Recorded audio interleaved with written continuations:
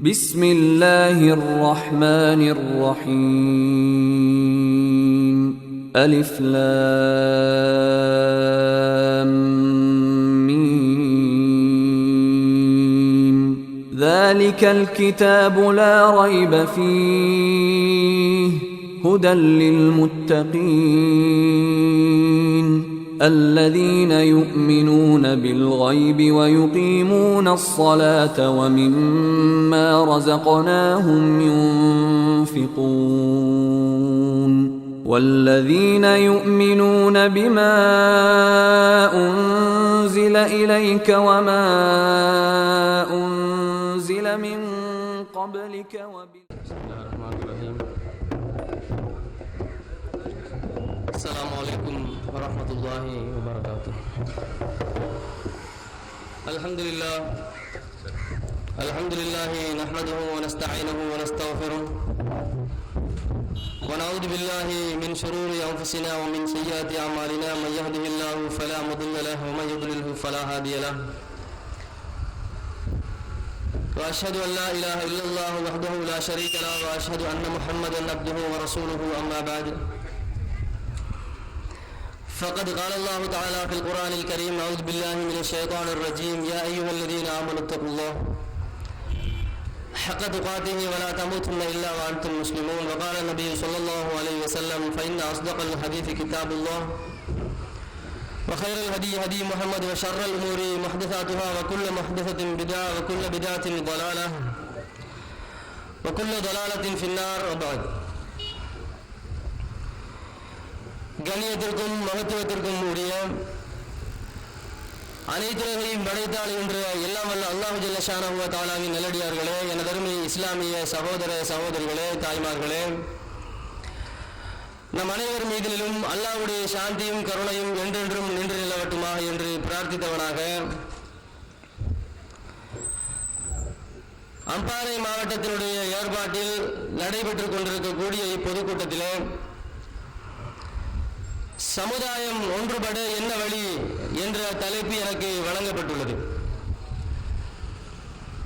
இத்தலைப்பை பார்த்தவுடன் கேள்விப்பட்டவுடன் பலர் நினைக்கலாம், பலர் பேசியிருக்கலாம்,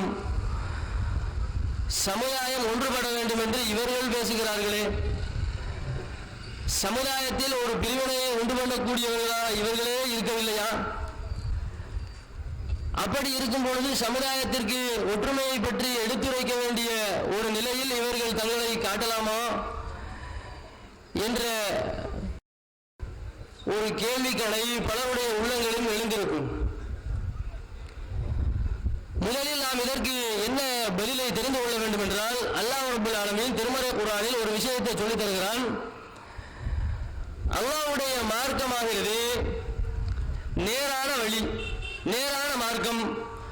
அந்த மார்க்கத்தை மக்கள் மத்தியில் எடுத்து சொல்கிற பொழுது அந்த நேரான வழியை வெறுப்பவர்கள், அந்த நேரான வழியை எதிர்ப்பவர்கள் அதிலிருந்து விரும்பி விலகி சென்று விடுவார்கள். அல்லாஹ் ரப்பல் ஆலமீன் சொல்கிறான், லா இக்ராஹ ஃபித்தீன் கத் தபய்யன ருஷ்து மினல் கய் வமன் யக்ஃபுர் பித்தாகூத் வ யுமின் பில்லாஹ் ஃபகத் இஸ்தம்ஸக பில் உர்வத்தில் வுஸ்கா லா இன்ஃபிஸாம லஹா. அல்லாஹ் சொல்கிறான், இந்த மார்க்கத்தில் யாருக்கும் எந்த நிர்பந்தமும் கிடையாது, விரும்பியவர்கள் இந்த மார்க்கத்தில் இருந்து கொள்ளலாம். ஏனென்றால் நேர்வழி வழிகாட்டிலிருந்து தெளிவான முறையில் பிரிந்து விட்டது. அப்ப அல்லாஹ்வுடைய மார்க்கத்தை எடுத்து சொல்கிற பொழுது அது நேர்வழி என்கிற காரணத்தினால் சமுதாயத்தில் எதுவெல்லாம் வழிகேடுகளாக இருக்கிறதோ அதில் இருந்து அது பிரிவடையத்தான் செய்யும். அது மட்டுமல்லாமல் அல்லாஹ் ரப்பல் ஆலமீன் சொல்கிறான், நீங்கள் உண்மையை பொய்யுடன் கலக்காதீர்கள், உண்மையை தனியாக வைத்துக் கொள்ளுங்கள், பொய்யை வேறுபடுத்தி விடுங்கள். அப்ப உலகத்தில் உண்மை பேசுபவர்களும் பொய் பேசுபவர்களும் இருக்கிறார்கள் என்றால் கண்டிப்பாக அவ்விரு சாராரும் பிரிந்துதான் ஆக வேண்டும் என்று அல்லாஹ் சொல்கிறான். வலா தல்பிசுல் ஹக்க பில் பாத்தில் வ தக்துமுல் ஹக்க வ அன்தும் தஅலமூன். சூரா பக்ராவுடைய 42வது வசனத்தில் அல்லாஹ் சொல்கிறான்.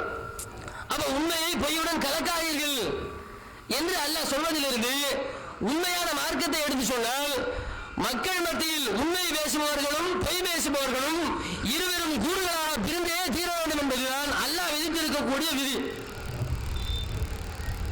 இந்த அடிப்படையில் தான் சமுதாயத்தில் தௌஹீத் ஜமாத் பிளவை ஏற்படுத்துகிறது, பிரிவினை ஏற்படுத்துகிறது என்ற கேள்வியை யாரெல்லாம் முன்வைக்கிறார்களோ அவர்களுக்குரிய பதிலை நாம் முன்வைக்கிறோம். இப்பொழுது நாம் விளங்கிக் கொள்ள வேண்டிய விஷயம் என்னவென்றால், நம்முடைய சமுதாயத்தில் ஒற்றுமை நிலவ வேண்டும், ஒற்றுமை உருவாக வேண்டும் என்று நாம் ஆசைப்படுகிறோம். ஆனால் மக்கள் மத்தியில் எழுகின்ற ஒரு எண்ணப்பாடு என்னவென்றால், நீங்கள் ஒன்று ஒற்றுமைப்படுத்த வேண்டிய அவசியம் கிடையாது, நாங்கள் அல்ஹம்துலில்லாஹ் என்று நல்லபடியாக ஒற்றுமையாகத்தான் இருக்கிறோம் என்ற ஒரு சிந்தனை இருக்கிறது. ஆனால் உண்மையில் நம்முடைய சமுதாயத்தில் நாம் பார்க்கக்கூடிய ஒற்றுமை எப்படிப்பட்ட ஒற்றுமை, எந்த வடிவத்தில் சமுதாய மக்கள் ஒற்றுமையாக இருக்கிறார்கள் என்று பார்த்தால், ஒருவர் தன்னுடைய கொள்கையை தவிர மட்டுமுள்ள கொள்கை ஒன்றை பிழை என்று சொல்கிற பொழுது, அதே கொள்கைக்காரனுடன் எந்த காரணத்திற்காக வேண்டியும் எந்த ஒரு அவசியத்திற்கும் சேரக்கூடாது. பிழை என்று சொன்னால் சேரக்கூடாது. ஆனால் சமுதாயத்தில் பார்க்கிறோம், யார் ஒரு கொள்கையை பிழை என்று சொல்கிறானோ, தவறு என்று சொல்கிறானோ அவனுடன் சேர்ந்து கொள்கிறான். இரண்டு பேரும் நீ தவறில் இருக்கிறாய் என்று ஆளுக்கால் சொல்லிக் கொள்கிறார்கள். ஆனால் ஒன்றாக இருக்கிறார்கள். சமுதாயத்தில் நாங்கள் ஒற்றுமையாக இருக்கிறோம் என்று காட்டிக் கொள்கிறார்கள். இது நாம் சமுதாயத்தில் பார்க்கக்கூடிய ஒற்றுமை. தௌஹீத் ஜமாத்தில் ஏகத்துவ கொள்கையை போதிக்கக்கூடிய மக்கள் இருக்கக்கூடிய பல்வேறுபட்ட ஜமாத்துகளில் நீங்கள் கண்கூடாக பார்க்கலாம். அவர்கள் தாயத்து போடுகிற, ஷிர்க் செய்கிற, பரேலீச கொள்கையை ஆதரிக்கிற ஏராளமான உலமா பெருமக்களுடன் அவர்கள் தங்களுடைய இன்னவர செயல்பாடுகளில் ஒன்றித்து போவதை பார்க்கிறோம்.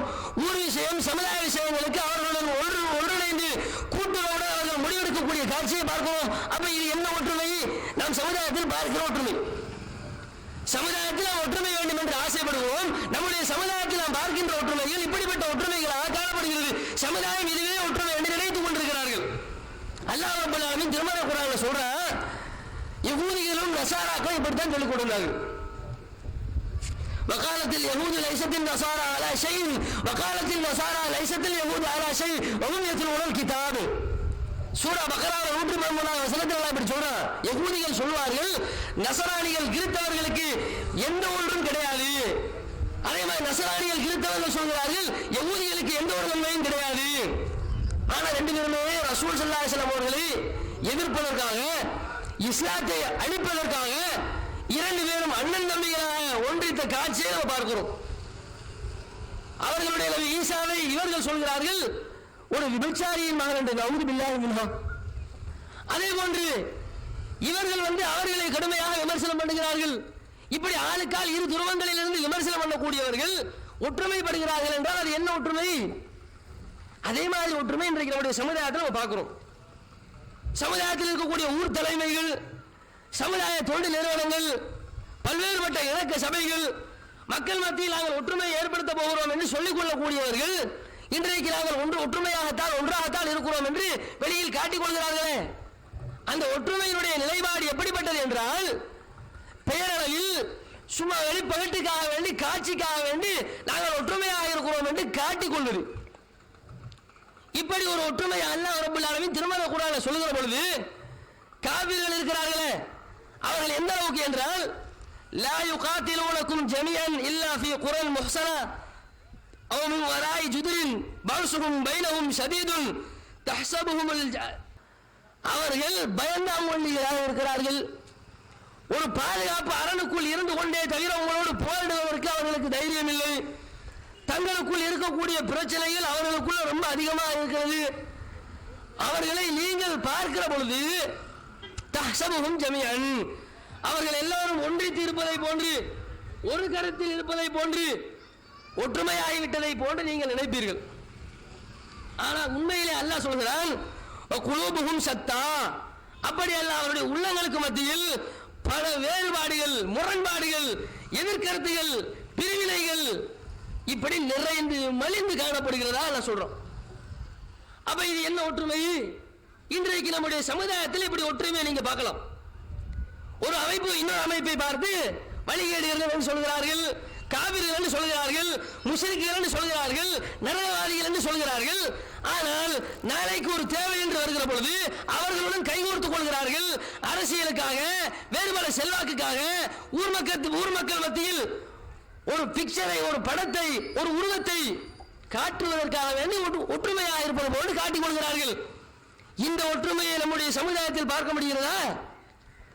தெளிவான முறையில் நம்ம பார்க்கிறோம். எந்த மாதிரி ஒற்றுமைன்னு கேட்டா பார்க்கிறதுக்கு நல்லா ஒற்றுமை தெரியும். ஒரு நண்பர் வந்து தன்னுடைய நண்பரை பார்த்து கேட்டாராம், ஏன்பா எப்ப பார்த்தாலும் உன் வீட்டுல ஒரே சிரிப்பு சத்தமா இருக்குது, என்ன விளக்கம்? உன் மனைவி எவ்வளவு சந்தோஷமா நீ எவ்வளவு குடும்பம் நடத்துறாவா அப்படின்னு கேட்டானாம்.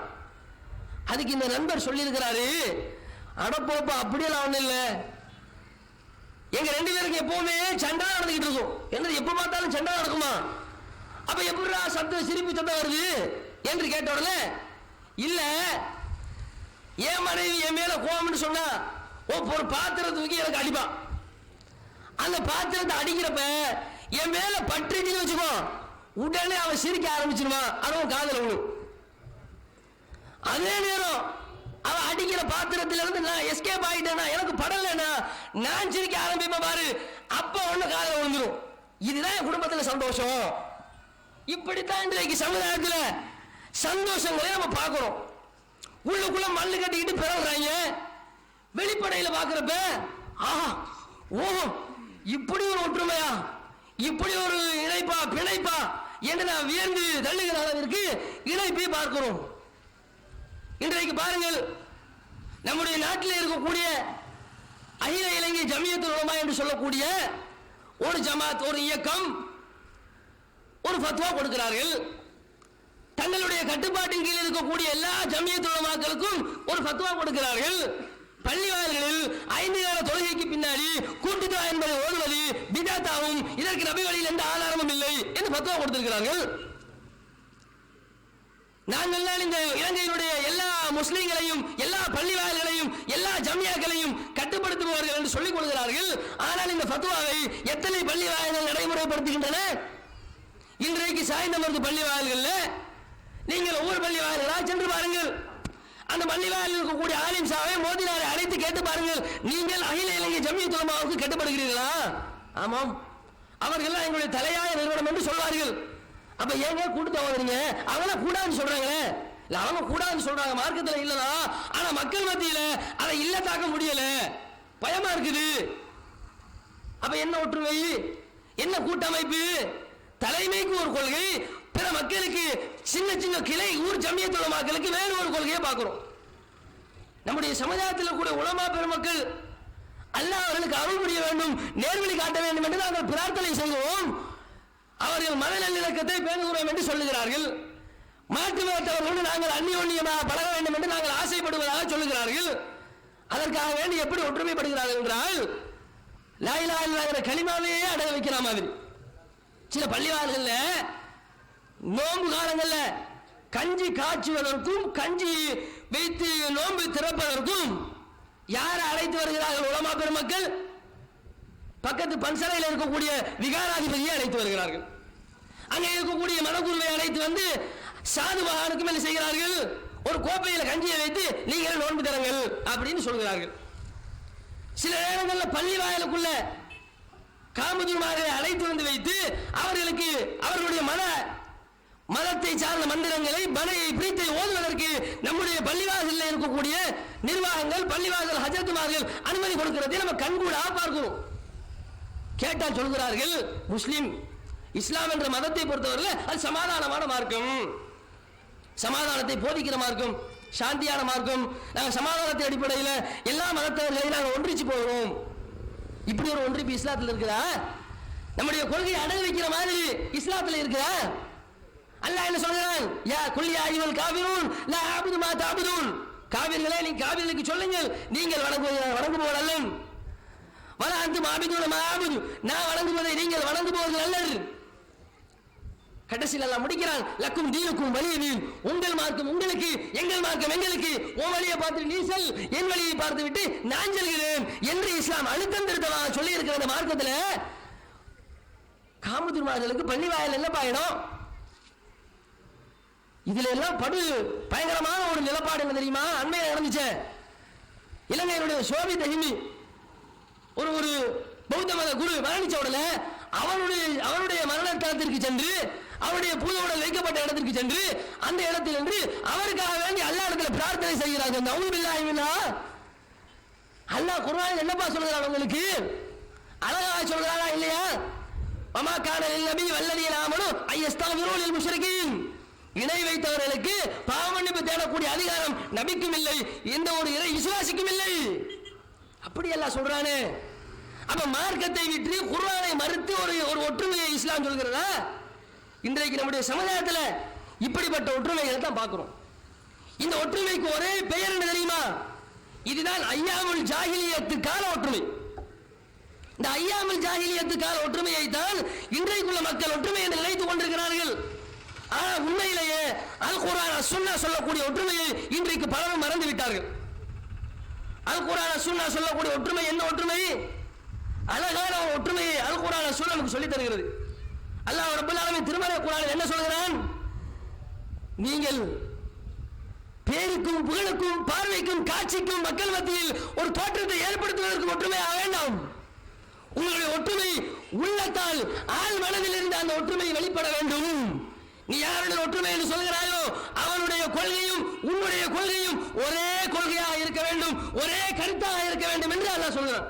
எப்படி சொல்கிறான்? வஅதஸிமு பிஹப்லில்லாஹி ஜமீஅன் வலா தஃபர்ரகு. நீங்கள் அனைவரும் அல்லாஹ்வுடைய கயிறை பற்றி பிடித்துக் கொள்ளுங்கள்.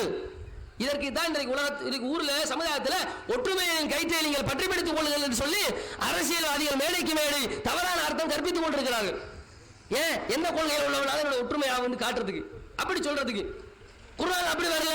பிஹப்லில்லாஹ் அல்லாஹ்வுடைய கயிறு. ரசூலுல்லாஹ் சொல்றாங்க அல்லாஹ்வுடைய கயிறு என்பது திருமறை குர்ஆன். அப்ப திருமறை குர்ஆனை நீங்கள் அனைவரும் பற்றி பிடியுங்கள் என்று அதுக்கு அர்த்தம்.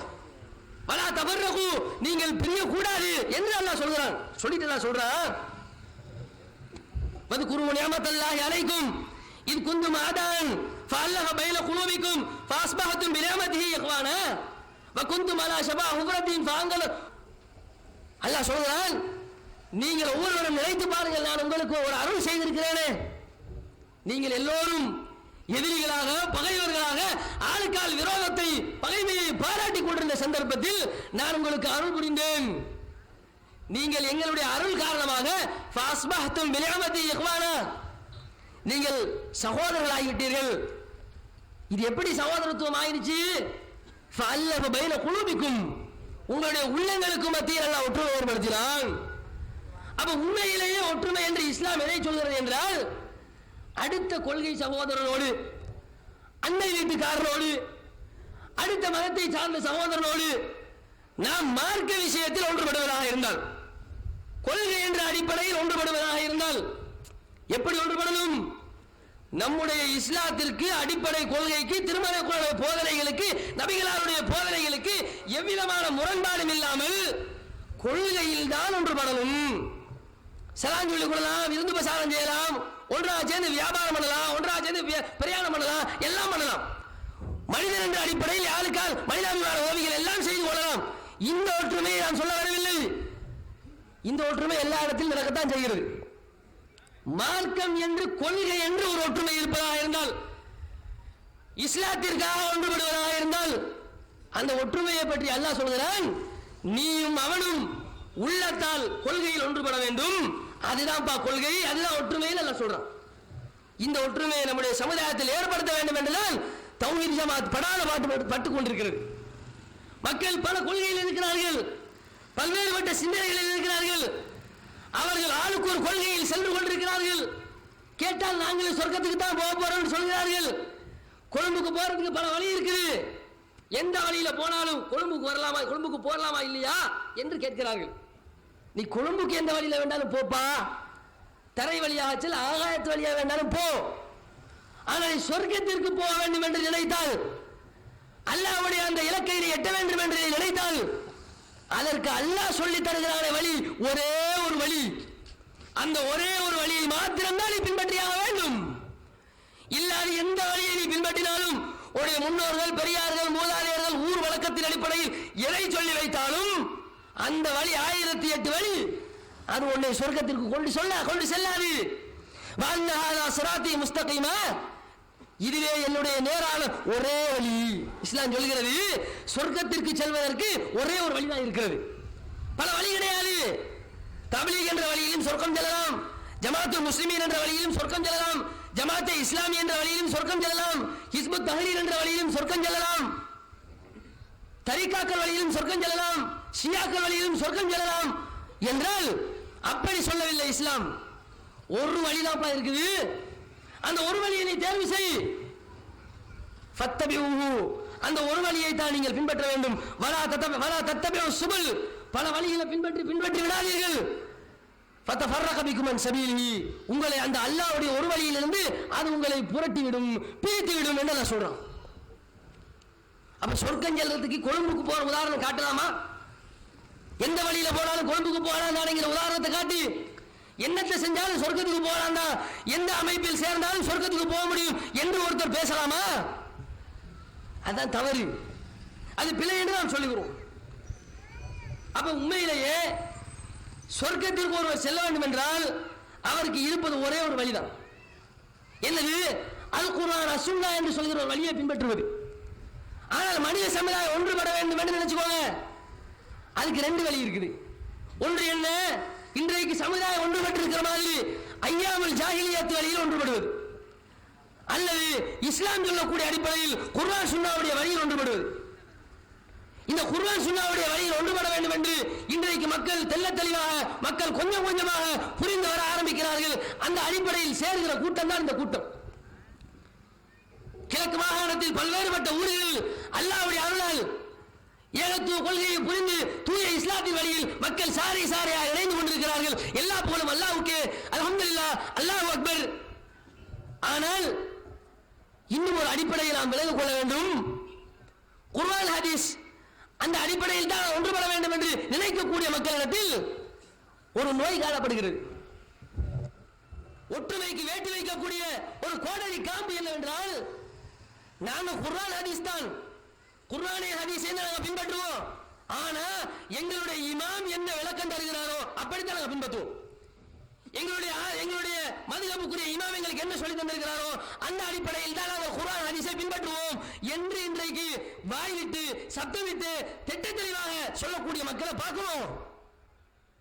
இதுக்கு தான் மதுஹப்னு சொல்றது, தக்லீதுன்னு சொல்றது. இந்த தக்லீதை நபி ஸல்லல்லாஹு அலைஹி வஸல்லம் அவர்களை தவிர வேற யாருக்கும் செய்யக்கூடாது. சொல்ல போல ரசூலுல்லாஹ்வை கூட கண்மூடித்தனமா பின்பற்றக்கூடாது. ரசூல் ஸல்லல்லாஹு அலைஹி வஸல்லம் அவர்கள் சொல்லக்கூடிய அந்த ஹதீஸ்களை கூட கண்மூடித்தனமாக பின்பற்றுங்கள் ரசூலுல்லாஹ் சொல்லல. அல்லாஹ் என்ன சொல்லுகிறான்? நல்லடியார்களை பொறுத்தவரையில் அவர்களுக்கு அல்லதீன இதா துக்கிரு பிஆயாத்தி ரப்பிஹிம் லம் யஹிர்ரு அலைஹா சும்ம வ உம்யானா, இறை வசனங்களை ஓதி காண்பித்தால் கூட அவர்கள் குருட்டுத்தனமாக செவிட்டுத்தனமாக விழமாட்டார்கள். ஆய்வு செய்து பின்பற்றி தெளிவாக பின்பற்றுவார்கள். அப்படி இருக்கிற மார்க்கத்தில் இன்றைக்கு இமாம்களை கண்மூடித்தனமாக பின்பற்றுகிறார்கள். இந்த இமாம்களை பின்பற்ற வேண்டும் என்ற கொள்கையை ரசூலுல்லாஹ் கொண்டு வந்தார்களா? ரசூலுல்லாஹ்வுடைய காலத்தில் 4 மதுஹபுகள் இருந்தனவா? அன்பிற்குரிய இஸ்லாமிய சகோதரர்களே, நீங்கள் ஒவ்வொருவரும் உங்களுடைய உள்மனதில் கை வைத்து நீங்கள் சிந்தித்து பார்க்க வேண்டும். நபிகள் நாயகம் ஸல்லல்லாஹு அலைஹி வஸல்லம் அவர்கள் எந்த இமாமை பின்பற்ற சொன்னார்கள்? இமாம்களை பின்பற்றினால் தான் சொர்க்கம் என்று சொல்லிக் கொண்டிருக்கிறோமே. அதனால் 4 மதுஹபுகள் உருவாகி இஸ்லாமிய சமுதாயம் 4 கூறுகளாக பிரிக்கப்பட்டிருக்கிறது. இதற்கு என்ன ஆதாரம் இஸ்லாத்தில்? சரி, குறைந்தபட்சம் இமாம்களாவது நீங்க என்ன பின்பற்றுங்க, நான் சொல்ற மார்க்கத்தை நீங்க ஏத்துக்கோங்க, குர்ஆன் ஹதீஸ்ல இருந்து நான் என்ன சொல்லி தருகிறேனோ அதைத்தான் நீங்க எடுத்து நடக்கணும் என்று ஷாஃபி இமாம் சொன்னாரா? ஹனபி சொன்னாரா? ஹம்பலி சொன்னாரா? மாலிகி சொன்னாரா? பெரும் வேதனைக்கும் கவலைக்கும் விஷயம் என்னவென்றால், இன்றைக்கு நம்முடைய சமுதாயத்தில் ஆயிரக்கணக்கான லட்சக்கணக்கான முஸ்லிம் சமுதாய மக்கள் அப்பாவிகள் இன்றைக்கு அவர்கள் நினைத்துக் கொண்டிருக்கிறார்கள் இமாம்களை பின்பற்றினால் தான் சொர்க்கம் என்று. இமாம்களை பின்பற்றுவதுதான் நேர்வழி என்று நம்பிக்கொண்டிருக்கிறார்கள். முதலில் உங்களுக்கு ஒரு விஷயத்தை தெரிந்து கொள்ளுங்கள், இமாம்கள் தங்களை பின்பற்றும்படி சொன்னார்களா?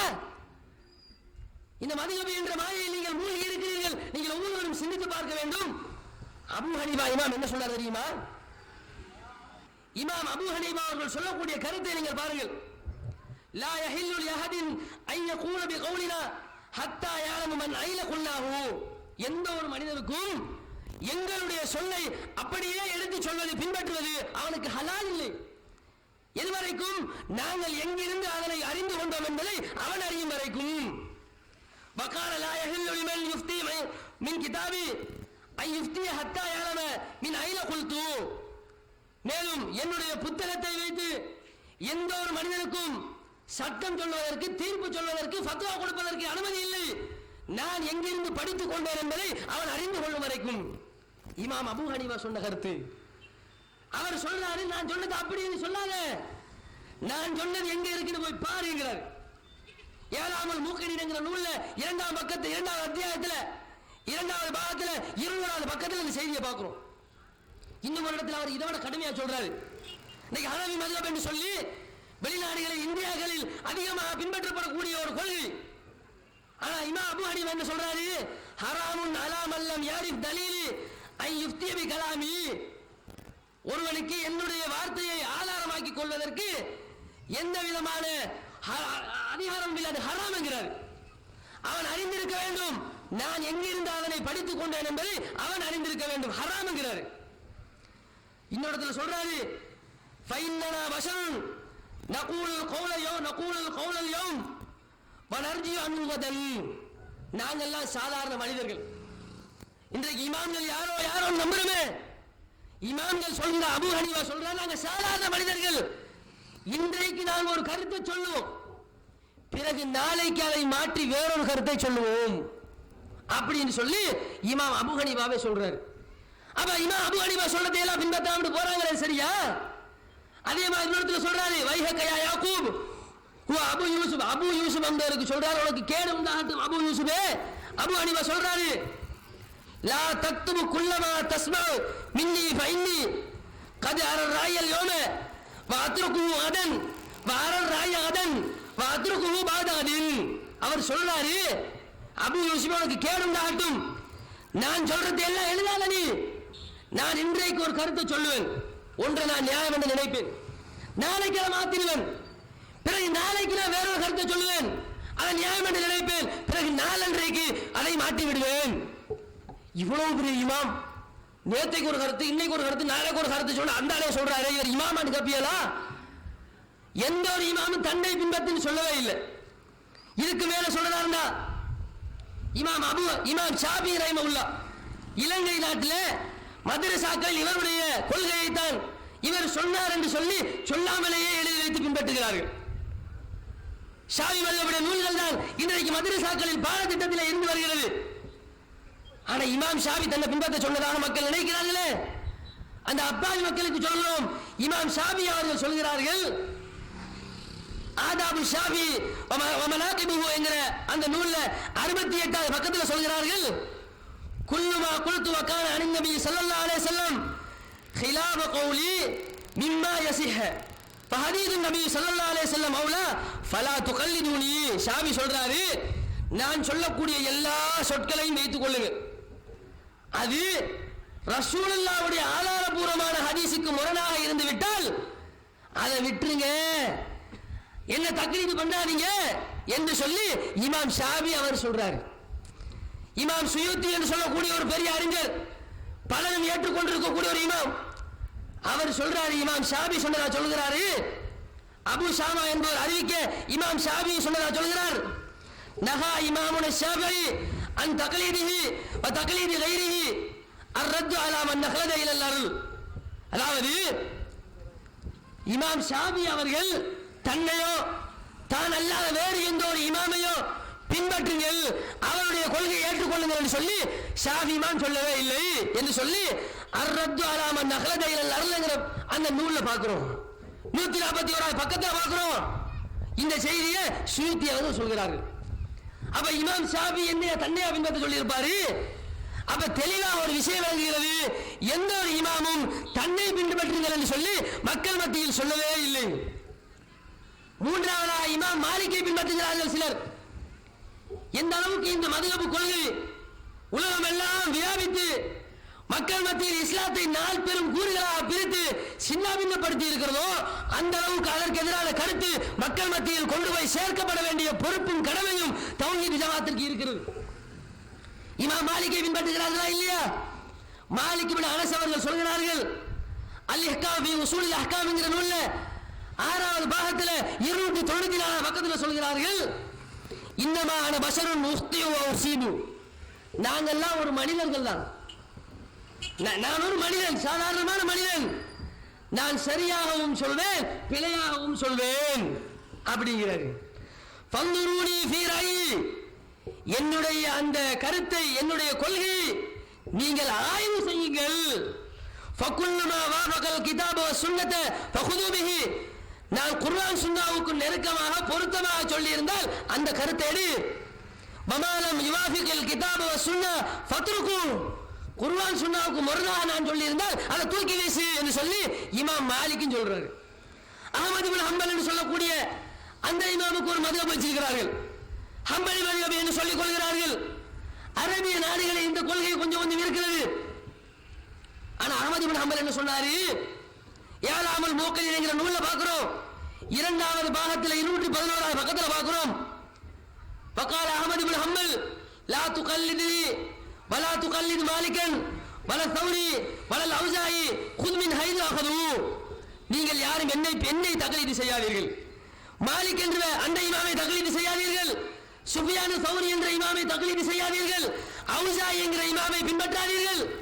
அவர்கள் எல்லாம் எங்கிருந்து படித்துக் கொண்டார்களோ அந்த குர்ஆன் ஹதீஸ்ல போய் நீ படி. நான் ஒன்று ஹலால் என்பேன், நான் ஒன்று ஹராம் என்பேன், சரியாவும் சொல்லியிருப்பேன், பிழையாவும் சொல்லியிருப்பேன். குர்ஆன் ஹதீஸ் நம்பக்கூடிய நீ நான் சொல்லிவிட்டால் சரியா இருக்கும் என்று உடனே பின்பற்றி விடாதே. எவ்வளவு பெரிய மாபெரும் அறிஞர்கள், இது சமுதாயம் போட்டி மதிக்கக்கூடிய மிக பெரும் அறிஞர் பெருந்தகைகள் சொல்கிறார்கள், எவனும் எங்களை பின்பற்ற வேண்டாம். அப்ப இந்த அளவுக்கு தெளிவாக இமாம்கள் ஒவ்வொருவரும் சொல்லி இருக்கிறார்கள், நீங்க யாரும் என்ன பின்பற்றாதீங்க, எங்களை யாரும் நீங்கள் பின்பற்றிவிடக் கூடாது, குர்ஆனையும் ஹதீஸையும் மாத்திரம்தான் நீங்கள் பின்பற்ற வேண்டும் என்று இவ்வளவு தெளிவாக இமாம்கள் சொல்லிவிட்டு அவர்கள் மரணித்திருக்கிற பொழுது இன்றைக்கு நடக்கக்கூடிய எல்லா குழப்பங்களுக்கும் எல்லா பித்தலாட்டங்களுக்கும் ஃபித்னாக்களுக்கும் அடிப்படை காரணம் என்னவென்றால்,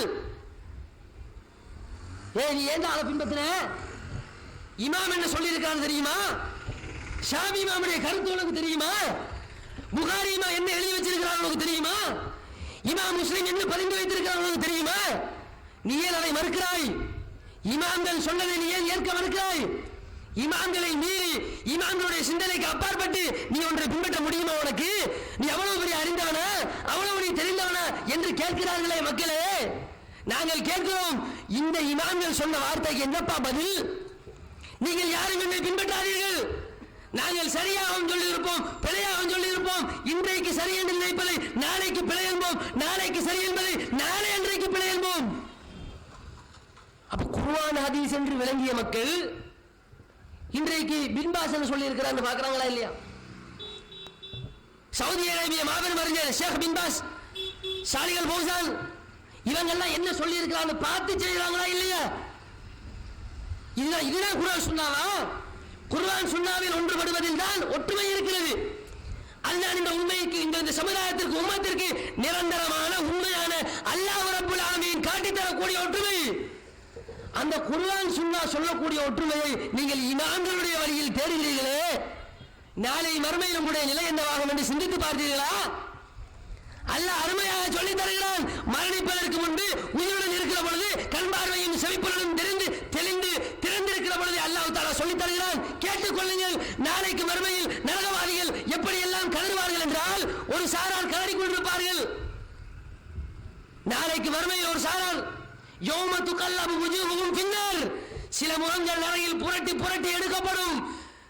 அவர்கள் சொல்லி புலம்புவார்கள், யகூலுன யா லைதனா அதானல்லாஹ் வ அதானர் ரசூலா, எங்களுக்கு ஏற்பட்ட கேடே, கை சேதமே, நாசமே, நாங்கள் அல்லாஹ்வுக்கும் தூதருக்கும் அல்லவா கட்டுப்பட்டிருக்க வேண்டும், அல்லாஹ்வும் தூதரும் சொன்னதை அல்லவா நாங்கள் கேட்டு நடந்திருக்க வேண்டும், மாறாக இந்த அதானா சாதத்தனா குபரான ஃபஅவல்லுன சபீலா, யா அல்லாஹ் எங்களுடைய தலைவர்கள், பெரியார்கள், முன்னோர்கள், மூதாதையர்கள் சொன்னதை நாங்கள் கேட்டோம், அவருடைய ஜுப்பாக்களை பார்த்து ஏமாந்தோம், அவருடைய தாடிகளை பார்த்து நாங்கள் மயங்கி போனோம், அவருடைய தலைப்பாகைகளை கண்டு நாங்கள் விழிவிழுங்கி நின்றோம், அவர்கள் சொன்னதுதான் சரி என்று நம்பினோம், நான் ஒன்றைக்கு நாங்கள் கை செய்யப்படுகிறோம். யா அல்லாஹ் ரப்பனா ஆத்திஹிம் நாஃபைன் மினல் அஸாப், யா அல்லாஹ் அவர்களுக்கு 2 மடங்கு தண்டனையை கொடு, அவர்களுக்கு பெரிய சாபத்தை சாவி என்று அவர் சொல்வார்கள். மறுமையில வேலைக்கு ஆகாது. உயிருடன் இருக்கும் பொழுது, செவிப்புலன் திறந்திருக்கும் பொழுது, உள்ளத்தை திறந்து வைத்து கேட்கும் பொழுது அல்லாஹ் சொல்லி தருகிறான், நீ எந்த இமாமையும் பின்பற்றாதே. அவன் உயிரோடு வாழக்கூடிய இமாமா இருந்தாலும் சரி, செத்து மண்ணுக்குள்ள போன இமாமா இருந்தாலும் சரி, எந்த ஒரு இமாமையும் நீ பின்பற்றாதே. இத்தபிஉ மா உன்சில இலைக்கும் மின் ரப்பிக்கும் வலா தத்தபிஉ மின் தூனிஹி அவுலியா. உங்கள் ரப் அருளியதையே பின்பற்றுங்கள், எந்த நேசர்களையும் பின்பற்றாதீர்கள் சொல்றான். வைரா கீழா முத்தபிஉ மா அன்ஸலல்லாஹ், உங்கள் ரப் எதை அருளினானோ அதை பின்பற்றுங்கள் அப்பா என்று மக்களுக்கு போய் சொன்னால், காலு பல், அவர்கள் முடியாது என்று சொல்கிறார்கள், இயலாது என்று சொல்கிறார்கள். நத்தபிஉ மா அல்ஃபைனா அலைஹி ஆபானா, எங்கள் முன்னோர்கள் மூதாதையர்கள் எதை பின்பற்றினார்களோ அதைத்தான் நாங்கள் பின்பற்றுவோம் என்று நெஞ்சுறுதியுடன் மாரடித்துக் கொண்டு சொல்கிறார்கள். பார்க்கிறோமா இல்லையா? ஷாபியை பேச வந்துட்டான், ஹனபிக்கு பேச வந்துட்டான், இமாம்களை மறுக்க வந்துட்டான். இவர்கள் நேற்று பெய்த மழைக்கு முளைத்த காலாங்களா இருந்து கொண்டு எப்படி பேசுகிறார்கள் பார்த்தீர்களா என்று பொதுமக்களை உசுப்பேர்த்து சத்திய கொள்கைக்கு நீங்கள் சாவுமணி அளிக்க பார்க்கிறீர்களே.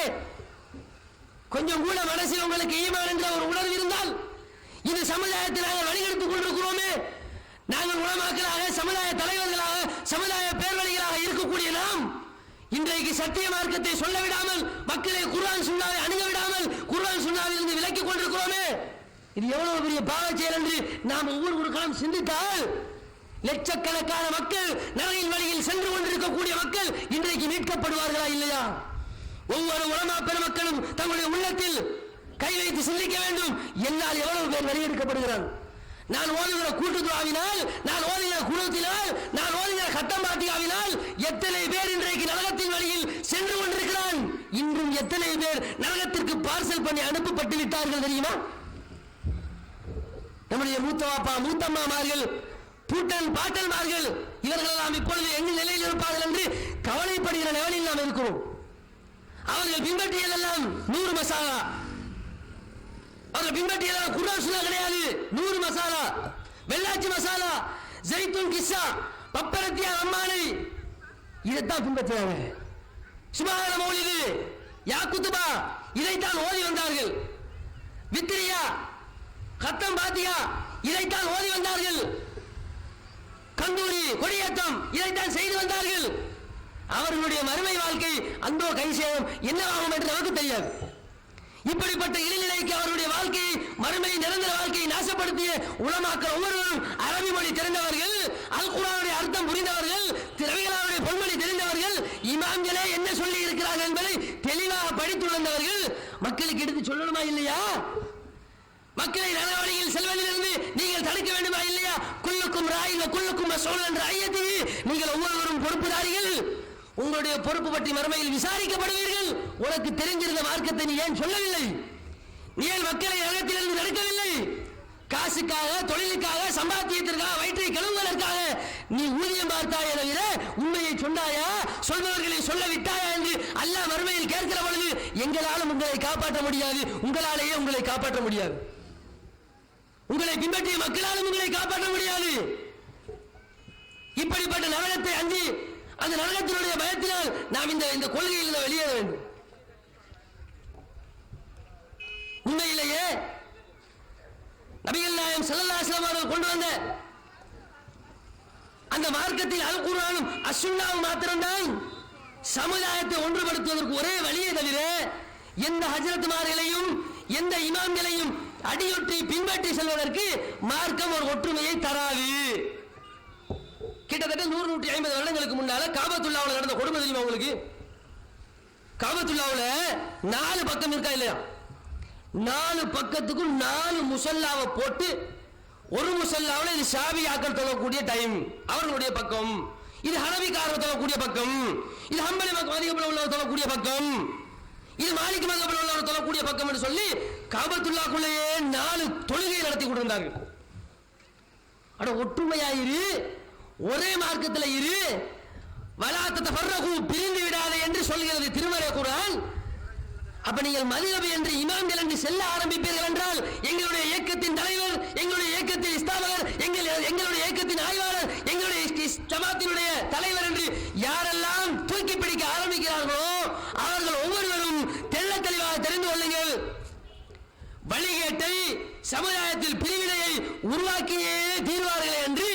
அதனால் ஒரு பொழுதும் ஒற்றுமை ஏற்படாது. அல்லாஹ்வுடைய மாபெரும் கிருபையினால் இந்த மதுகபு சிந்தனையை ஒழித்து கட்டி 30 ஆண்டுகளுக்கு மேலாக தமிழகத்திலிருந்து தமிழ் பேசக்கூடிய உலக மக்கள் அனைவருக்கும் எடுத்து சொல்லப்பட்ட இந்த சத்திய பிரச்சாரம் இன்றைக்கு மதுகபு சிந்தனையிலிருந்து மக்களை மீட்டெடுத்து தனிநபர் வழிபாட்டிலிருந்து மக்களை மீட்டெடுத்து அனைவரும் ஆய்வு செய்யலாம். எல்லாருக்கும் அல்லாஹ் தஆலா சிந்தனை சக்தி வழங்கி இருக்கிறான், எல்லாருக்கும் உரிமை இருக்கிறது என்கிற ஒரு பொதுவான ஒரு மார்க்கமாக இந்த இஸ்லாத்தை மீட்டு கொடுத்திருக்கிறோமே, அந்த பணியில் தொடர்ந்து இருப்பதற்கு, இந்த சத்திய மார்க்கத்தில் தொடர்ந்து ஈடுபடுவதற்கு அல்லாஹ்விடத்தில் நாங்கள் அனைவரும் பிரார்த்தனை செய்து கொள்கிறோம். இந்த வழியிலிருந்து இந்த வழியிலே நாங்கள் மரணிப்பதற்கு. அப்ப என்ன நடக்கணும்? இமாமிசம் என்ற அந்த கொள்கையை வெளியாகணும். குர்ஆன் என்ன சொல்கிறதோ, ஹதீஸ் என்ன சொல்கிறதோ, அது மட்டும்தான் நம்முடைய மார்க்கம் என்ற அடிப்படை கொள்கைக்கு நாம் வந்து விட வேண்டும். இப்ப அடிப்படை கொள்கை கொடுத்து வந்துட்டார். என்ன கொள்கை? குர்ஆனை தான் பின்பற்ற வேண்டும், ஹதீஸை தான் பின்பற்ற வேண்டும், அதில் தான் ஒற்றுமை இருக்கிறது. ஊருலகத்தில் சொல்லக்கூடிய அடிப்படையில் ஜாஹிலியத் ஒற்றுமை உண்மையிலே ஒற்றுமையை தராது என்ற அடிப்படைக்கு ஒருத்தர் வந்து விட்டார். அதோட எல்லாமே ஒற்றுமையாக முடிஞ்சிருமா? முழுமையான ஒற்றுமை தலைத்து ஓங்கி விடுமா என்றால் அப்பவும் ஒரு சில கிருமிகள் இருக்கிறது. குர்ஆன் சுன்னா என்ற அடிப்படையில் ஒற்றுமைப்படக்கூடிய நேரத்தில் அந்த ஒற்றுமையை சிதைத்து சில்லாபின்னப்படுத்தக்கூடிய உள்ளார்ந்த உலகியலான சில மோசமான செயல் பண்பாடுகள் அதை களை எடுக்காத வரைக்கும் குர்ஆன் சுன்னா பேசக்கூடிய 2 பேர் கூட ஒன்றுபட மாட்டான். அதுல ஒன்று என்ன தெரியுமா? பொறாமை, உள்ளத்தில் ஏற்படக்கூடிய காழ்ப்புணர்வு. அடுத்தவனை பார்க்கிற பொழுது, அவனுக்கு அல்லாஹ் வழங்கி இருக்கக்கூடிய நியமத்தை பார்க்கிற பொழுது சிலர்களுக்கு வயிறு பற்றி எரியும், சிலர்களுக்கு என்ன செய்யாது, பொறாமை வந்து அவங்களை இருக்க விடாது. அவனும் குர்ஆன் சுன்னா தான் சொல்றான், நம்மளும் குர்ஆன் சுன்னா தான் சொல்றோம். நம்ம அவனை விட்டோம்னா அவன் ஊர்ல உலகத்துல பெரிய ஆள் ஆயிடுவான், அதுக்கு நம்ம இடம் வைக்க கூடாது, உடனே நம்ம என்ன செஞ்சிடணும், அதுக்கு நம்ம வேட்டு வச்சிடணும் என்று ஒருத்தர் நினைக்கிறான்னு வச்சுக்கோங்க. இதுவும் என்ன செய்யும் என்றால் சமுதாயத்தில் ஏற்படுகின்ற ஒற்றுமையை கெடுத்து குட்டி சோறாக்கிவிடும். இப்படித்தான் ஒற்றுமை சீர்குலைந்தது என்று அல்லாஹ் சொல்லி காட்டுகிறார். கானன் நாசு உம்மத்தன் வாஹிதத்தன் فبعث الله النبيين مبشرين ومنذرين وأنزل معهم الكتاب بالحق ليحكم بين الناس فيما اختلفوا فيه. மனித சமுதாயம் எல்லாரும் ஒன்றாகத்தான் இருந்தார்கள், ஒரே சமுதாயமாகத்தான் இருந்தார்கள். அப்பொழுது நபிமார்கள் அவர்களுக்கு நற்செய்தி சொல்பவர்களாகவும் எச்சரிக்கையை செய்பவர்களாகவும் அனுப்பப்பட்ட நேரத்தில் அவர்களுக்கு மத்தியில் ஏற்பட்ட முரண்பாட்டிற்கு தீர்வு வழங்குவதற்கு தெளிவான ஆதாரத்தை கொடுத்து நபிமார்கள் அனுப்பப்பட்ட நேரத்தில் وَمَا اخْتَلَفَ فِيهِ إِلَّا الَّذِينَ أُوتُوهُ مِنْ بَعْدِ مَا جَاءَتْهُمُ الْبَيِّنَاتُ بَغْيًا بَيْنَهُمْ. அல்லாஹ் சொல்றா, அந்த உண்மையான ஆதாரங்கள் வழங்கப்பட்டதற்கு பிறகும், சத்திய மார்க்கம் கிடைத்ததற்கு பிறகும் சிலர் பிரிந்தார்கள், அவர்கள் உடைந்து சிதறி போனார்கள். அதற்கு என்ன காரணம் என்றால், அதுக்கு அல்லாஹ் காரணம் சொல்கிறான், பகியம் பைனஹும், அவர்கள் தங்களுக்கு மத்தியில் கொண்ட பொறாமையும் காழ்ப்புணர்வும் தான் காரணம். பொறாமையும் காழ்ப்புணர்வும் 2 சகோதரர்களுக்கு மத்தியில், 2 கொள்கைவாதிகளுக்கு மத்தியில், அல்லாஹ்வையே வணங்க வேண்டும் என்று நினைக்கக்கூடிய தௌஹீத்வாதிகளுக்கு மத்தியிலேயே மாபெரும் பிளவை உண்டாக்கும். இதை தொடச்செறியணும், இந்த விஷக்கிருமியை நாம் அடிச்சு துரத்தணும். பார்க்கிறோம் இன்னைக்கு எந்த அளவுக்கு சொன்னா, இந்த பொறாமையை நம்ம பார்க்கிறோம்.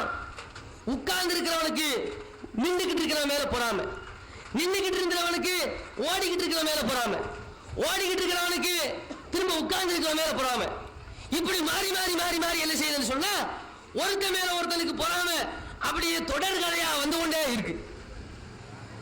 இந்த அளவுக்கு பொறாமை இல்லாம உச்சகட்டத்தில் இருக்கும் பொழுது, ஏகத்துவ கொள்கையில் நாம் தெளிவாக இருக்கிற பொழுது, அல்லாஹ்வுடைய மார்க்கத்தை பின்பற்ற வேண்டும் என்ற அடிப்படையில் தெளிவாக இருக்கிற பொழுது ஒற்றுமை ஏற்படுமா? அதனாலேயே மிக பெரும் பிளவு ஏற்படுமா என்றால் அல்லாஹ் சொல்லிவிட்டான், பகியம் பைனஹும், அவர்களுக்கு மத்தியில் ஏற்பட்ட காழ்ப்புணர்வு பிளவைத்தான் உண்டாக்கும். பக்ராவில் 213 வசனத்தில் சொல்றான். அப்ப இந்த பொறாமை அடுத்து என்ன தெரியுமா? சிலர்களுக்கு பட்டங்கள் பதவிகள் மேல பாரிய ஆசை. தூய குர்ஆன் சுன்னாவாக இருந்தாலும் சத்திய மார்க்கத்தினுடைய அடிப்படையாக இருந்தாலும் இந்த இஸ்லாமிய உம்மத்தில் பல்வேறுபட்ட ஜமாத்துகள் உருவாவதற்கு பல இயக்கங்கள் உருவாவதற்கு என்ன காரணம்? ஒவ்வொருத்தரும் நான் தான் இந்த ஊர்ல பேர் எடுக்கணும், நான் தான் இந்த நாட்டில் பேர் எடுக்கணும், நான் தான் இந்த உலகத்தில் பேர் எடுக்கணும் நினைக்கலாம் பாருங்க. பட்டத்திற்கும் பதவிக்கும் ஆசைப்படுகிற பொழுது அதனால் என்ன செய்கிறது? இஸ்லாம் பிளவுபடுகிறது. மார்க்கத்தை பின்பற்றக்கூடிய மக்கள் சமுதாயம் பிளவுபடுகிறது. அப்ப பட்டத்திற்கும் ஆசைப்படுகிறோமா, அது சமுதாய ஒற்றுமைக்கு வழியை சிதைத்துவிடும். இன்னும் சிலருக்கு பணத்தின் மேல் ஆசை, எல்லாம் ஒன்றுதான். பட்டம், பதவி, புகழ், பணம், பொருளாதாரம். நான் தான் என்ன செய்யணும்? இருக்கிற காசை எல்லாம் வசூல் பண்ணணும். நான் தான் எல்லாருக்கும் என்ன செய்யணும்? எல்லாருக்குமே நான் தான் வழிகாட்டணும். எல்லா மக்களிடத்திலிருந்து எனக்கு தான் என்ன செய்யணும்? பொருளாதாரம் வந்து குவியணும். இப்படி என்று நினைக்கக்கூடிய ஒருவர் இருப்பார் என்றால் அவர் எப்படிப்பட்ட ஒரு இயக்கத்தை சார்ந்தவராக இருந்தாலும், எப்படிப்பட்ட ஒரு பள்ளிவாயலினுடைய ஒரு நிர்வாகியாக இருந்தாலும், அவருடைய எண்ணத்தில் மார்க்கத்தை எடுத்து மக்கள் மத்தியில் சொல்ல வேண்டும் என்ற சிந்தனைக்கு அப்பால் அவருக்கு பொருளாதாரத்தை ஈட்ட வேண்டும், பணம் சம்பாதிக்க வேண்டும் என்ற சிந்தனை இருக்கும் என்றால் அது சமுதாய ஒற்றுமைக்கு வழியை சிதைத்துவிடும். ஏன்? பணம் பலதும் செய்யுமா இல்லையா? பணத்துக்காக வேண்டி மனுஷன் எதை வேண்டாலும் செய்வான். பணம் தான் இன்றைக்கு மனிதனுடைய அடிப்படை நோக்கமாக இன்றைக்கு திகழ்கிறது. பணம் இல்லை என்றால் எந்த பெரிய கொள்கையை விட்டு ஓடிடுறான். கண்கூடாக பார்க்கிறோம். பணம் என்றால் பிணவு வாயத்திறக்குன்னு சொல்றான். ஒரு டாக்டர் வந்து நர்ஸ்ட கேட்டான், ஏண்டா பேஷண்ட்டுக்கு வந்து மயக்க ஊசி போட்டியா? அதுக்கு நர்ஸ் சொன்னான், மயக்க ஊசி பயங்கரமா போட்டேன், அவன் மயங்கிய உடல. அதுக்கு டாக்டர் சொன்னாரா, ஒன்னும் பிரச்சனை இல்லைமா, ஊசியோட விலையை சொல்லி பாரு, அவனுக்கு அதோட மயங்கி விழுந்துருவான். இவ்வளவு விலையா? அந்த மயக்கத்திலே என்ன ஆயிட்டு அவனுக்கு ஆபரேஷன் முடிஞ்சிருச்சு. என்ன விளக்கம்? பணம் அப்படித்தான். பணம் என்றாலே மனுஷன் என்ன ஆயிடுறான்னா ஒரு மாதிரி ஆயிடுறான். இருக்கிற கொள்கை போயிடுது, இல்லாத கொள்கை வந்துடுது, நண்பர்கள் துண்டாடப்படுகிறார்கள், பகைவர்கள் நண்பர்களாக்கப்படுகிறார்கள், மார்க்கம் விலை பேசப்படுகிறது, பேரம் பேசப்படுகிறது, எல்லாம் சீரழிஞ்சு சின்ன பின்னமாகி சமுதாயம் கூறுபோடப்பட்டு பணத்தாசை காரணமாகவும் இன்றைக்கு சமுதாய ஒற்றுமை சீர்குலைக்கப்படுகிறது. அப்ப இஸ்லாத்தை ஒற்றுமைப்படுத்தும், இஸ்லாமிய சமுதாயத்தை ஒற்றுமைப்படுத்துவதற்கு அல்லாஹ்வுடைய தூதரும் பல வழிகள் சொல்லி இருந்தும் பொறாமையும் பணத்தாசையும் இமாம்களை பின்பற்ற வேண்டும் என்ற கொள்கையும் ஜாகிலியத்துக்கான ஒற்றுமைகளும் இன்றைக்கு நம்மிடத்தில் காணப்படுவதனால் தான் உண்மைக்கு உண்மையான ஒற்றுமையை நம்மால பார்க்க முடியல, உண்மைக்கு உண்மையான ஒற்றுமையை நம்மால அனுபவிக்க முடியல. உண்மைக்கு உண்மையான ஒற்றுமையை நாம் அனுபவிக்க வேண்டும் என்றால் அல் குர்ஆனும் சுன்னாவும் சொல்லக்கூடிய அடிப்படையில் நாம் அனைவரும் ஒன்று சேர வேண்டும். ஒரே வழியில் நாம் அனைவரும் பயணிக்க வேண்டும். நாளைக்கு மறுமையில் நாம் யாருமே தோல்வியை சந்தித்து விடக் கூடாது என்று எப்பொழுது நம்முடைய ஆழ்மனதில் உள்ளத்தில் இருந்து எண்ணம் வெளிப்படுகிறதோ அப்பொழுதுதான் இந்த சமுதாயம் ஒன்றுபடுவதற்கு அழகிய வழி உருவாகும். எந்த அரசியல் சக்தியாலும் எந்த ஒரு ஆன்மீக சக்திகளாலும் எவ்வளவு பெரிய ஆய்வு புலிகள் நடத்திய சித்தாந்தங்கள் மூலமாகவும் மனித சமுதாயத்தை ஒன்றுபடுத்த இயலாது. மனித சமுதாயத்தை ஒன்றுபடுத்தணும்னா சிலர்கள் என்ன செய்கிறார்கள்?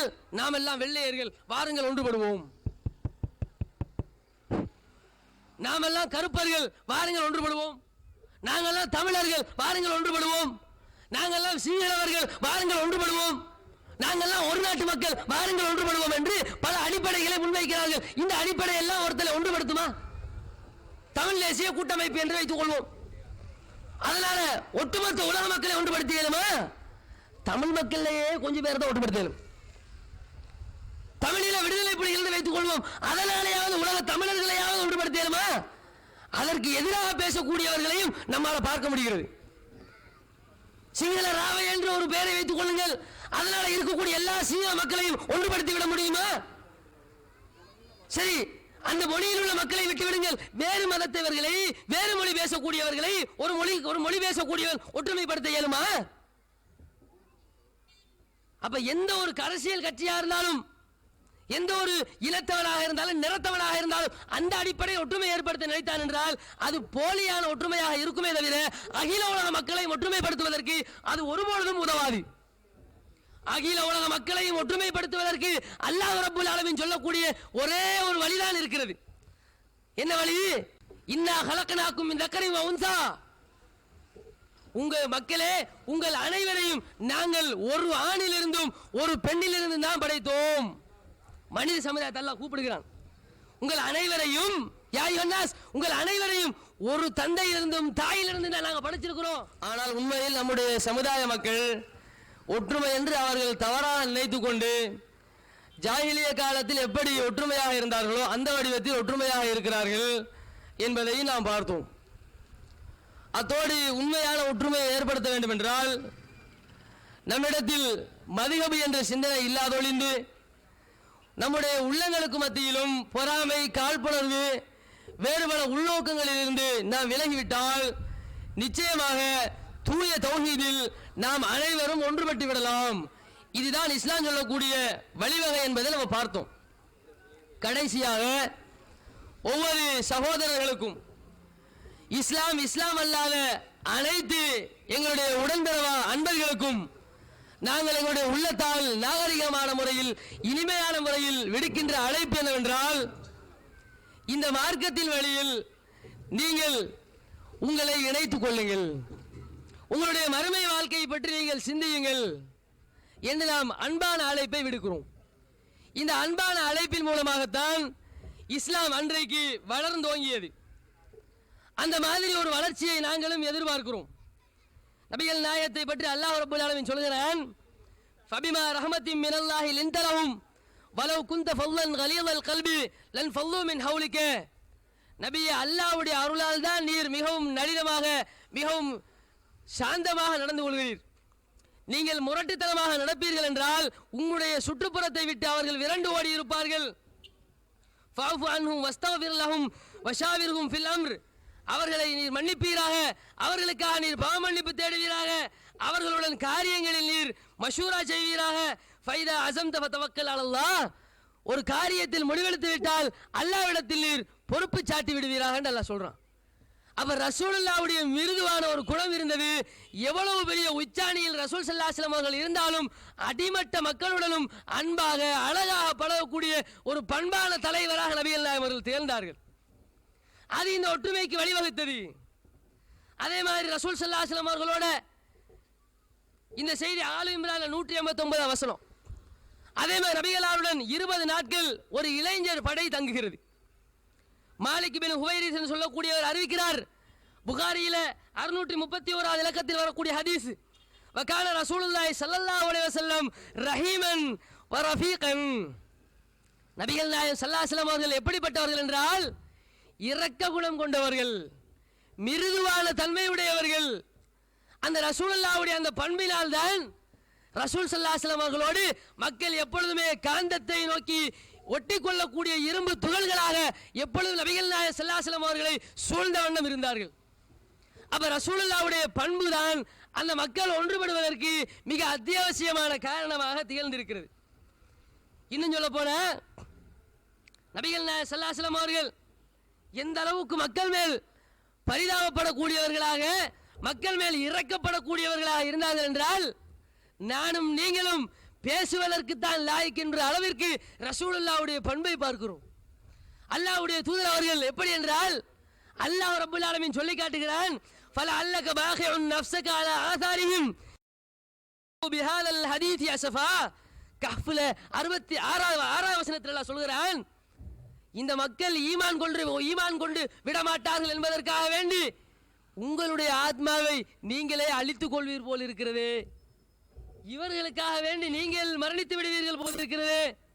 அப்படி அல்லாஹ் கவலைப்படுகிறான்.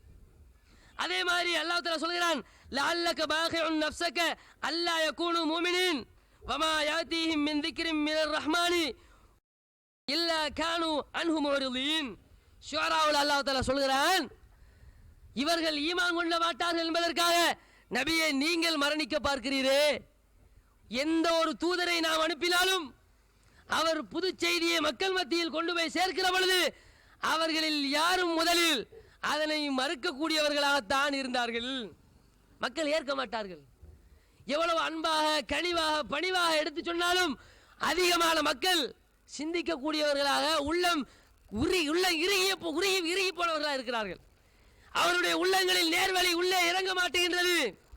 ஃபவைலுல் காசியத் குலூபுஹும், யாருடைய உள்ளங்கள் இறுகி போய்விட்டனவோ அவர்களுக்கு கேடு என்று அல்லாஹ் சொல்கிறான். அந்த மாதிரி உள்ளங்கள் இறுகி போனவர்களாக மக்கள் இருந்ததனால் ரசூலுல்லாஹி ஸல்லல்லாஹு அலைஹி வஸல்லம் என்ன பண்றாங்க, அவர்களுக்காக வேண்டி கவலைப்படுகிறார்கள். எந்த அளவுக்குன்னு சொன்னா, யமன் வாசிகளை பத்தி ரசூலுல்லாஹ் சொல்றாங்க.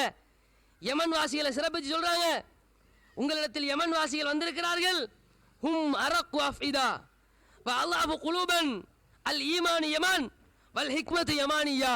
இந்த யமன் வாசிகள் இருக்கிறார்களே, அவர்கள் உள்ளம் மிருதுவானவர்கள், நெஞ்சம் மிகவும் பலவீனப்பட்டவர்கள். அந்த மாதிரியானவர்களுக்கு தான் ஈமான் இருக்கிறது, அவர்களிடத்தில் தான் ஹிக்மத் என்ற ஞானம் இருக்கிறது என்று ரசூலுல்லாஹ் சொல்றாங்க. முஸ்லிம்ல 89வது இலக்கம். அதே மாதிரி புகாரில ரசூலுல்லாஹ் 69வது இடத்துல பார்க்கிறோம், யஸ்ஸிரு வலா துஅஸ்ஸிரு வபஷ்ஷிரு வலா துனஃபிரு. மக்களுக்கு நீங்கள் இலகுவாக்குங்கள், கஷ்டத்தை கொடுக்காதீர்கள், அவர்களுக்கு நல்ல செய்தியை சொல்லுங்கள், அவர்களை விரட்டி அடிக்காதீர்கள் என்று அன்பாக, அழகாக, நாகரிகமாக, பண்பாக, மிருதுவாக, இலகுவாக மக்களை இந்த மார்க்கத்தை நோக்கி அழைக்கும்படி நபிகள் நாயகம் ஸல்லல்லாஹு அலைஹி வஸல்லம் சொல்லித் தருகிறார்கள். அப்ப இந்த இஸ்லாத்தை நோக்கி நாங்களும் அன்பாக அழைக்கிறோம். தூய கொள்கையை நோக்கி ஒன்றிப்பதற்காக வேண்டி, சமுதாய ஒற்றுமைக்கு வழிவகுப்பதற்காக வேண்டி உங்கள் அனைவரையும் அணிதிரளும்படி நாங்கள் அழைக்கிறோம். நாளை மறுமையில் நாம் கை செய்யப்பட்டு விடக்கூடாது என்பதற்காக வேண்டி உங்கள் அனைவரையும் நாங்கள் இந்த அன்பான அழைப்பை விடுத்து சமுதாய ஒற்றுமைக்கு வழிவகுக்கும்படி கூறி இந்த உரையை முடித்துக் கொள்கிறோம். வாஹர் தாவானா அல்ஹம்துலில்லாஹி ரப்பில் ஆலமீன். அஸ்ஸலாமு அலைக்கும் வரஹ்மத்துல்லாஹி வபரகாத்துஹு.